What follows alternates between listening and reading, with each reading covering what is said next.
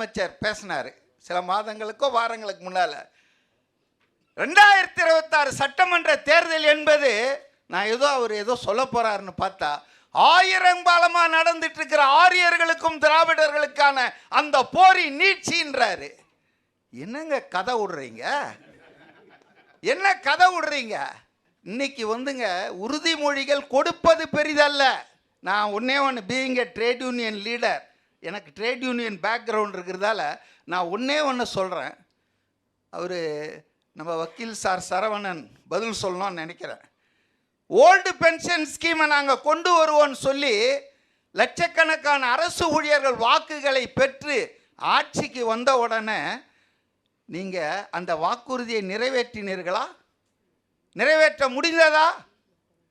என்ன சொல்கிறீங்க? இப்போ நாங்கள் அஷ்யூர்டு பென்ஷன் ஸ்கீம் கொண்டு வந்துட்டோன்றீங்க. ஓல்டு பென்ஷன் ஸ்கீம் என்பது நீங்கள் சேவை செய்வதால் உங்களை அது கொடுக்குறாங்க. ஆனால் நியூ பென்ஷன் ஸ்கீம்னா நீங்கள் அதை பெறுவதற்கு உங்கள் வாழ்நாள் பூரா சேவை காலம் பூரா 10% சம்பளத்தை நீங்கள் கட்டணும். அதாவது இது ஃப்ரீயாக கிடைக்கும் பென்ஷன், ஓல்டு பென்ஷன். நியூ பென்ஷன்னா யூ ஹாவ் டு பே, கட்டண கழிப்பகம் மாதிரி. இன்னைக்கு ஸ்டாலின் என்ன கொண்டு வந்திருக்கிறாரு?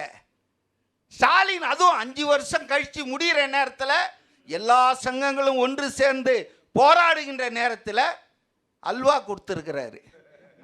நான் எல்லா அரசியல் கட்சிக்காகவும் சொல்கிறேன். உறுதிமொழி 4 கொடுத்து அதை 3 நிறைவேற்றுங்க. 505 கொடுத்துட்டு 300 நாங்கள் நிறைவேற்றிட்டோம்னு பெருமை பேசுறதுல ஒன்றும் எந்த நன்மையும் இல்லை. நீட் தேர்வு ஏற்கனவே சொன்னாங்க. இப்போ விஜய் சொன்னதெல்லாம் நிறைவேற்றிடுவார் ஆட்சிக்கு வந்து. கண்டிப்பா அதிகாரத்தை கொடுங்க. இவங்கெல்லாம் ஆட்சியில் இருந்தவர்கள், 30 வருஷம் ஆட்சி பண்ணவங்க. இவங்களுக்கு யோகியதே இல்லை. அவருக்கு ஆட்சியை கொடுங்க. அடுத்த 5 வருஷம் கழிச்சு பேசலாம். ஆட்சிக்கு வந்தால் செய்வாருங்க. இவங்கெல்லாம் ஆட்சியில் இருந்தப்ப என்ன செஞ்சாங்க? அதனால என்னை பொறுத்தவரையில் உறுதிமொழிகள் என்பது ஏமாற்றுவதற்காகவும் வஞ்சிப்பதற்காகவும் வாக்குகளை களவாடுவதற்காகவும் ஒருபோதும் இருக்கக்கூடாது.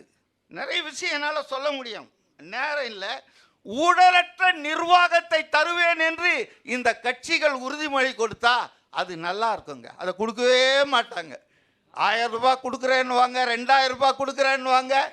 ஊழலற்ற நிர்வாகத்தை, லஞ்ச லாவண்யமற்ற ஆட்சியை இன்னைக்கு ஆண்ட கட்சி, ஆளுகின்ற கட்சி கொடுத்தாங்கன்னா அதுதான் சிறப்பாக இருக்கும் என்று நான் கருதுகிறேன். வணக்கம்.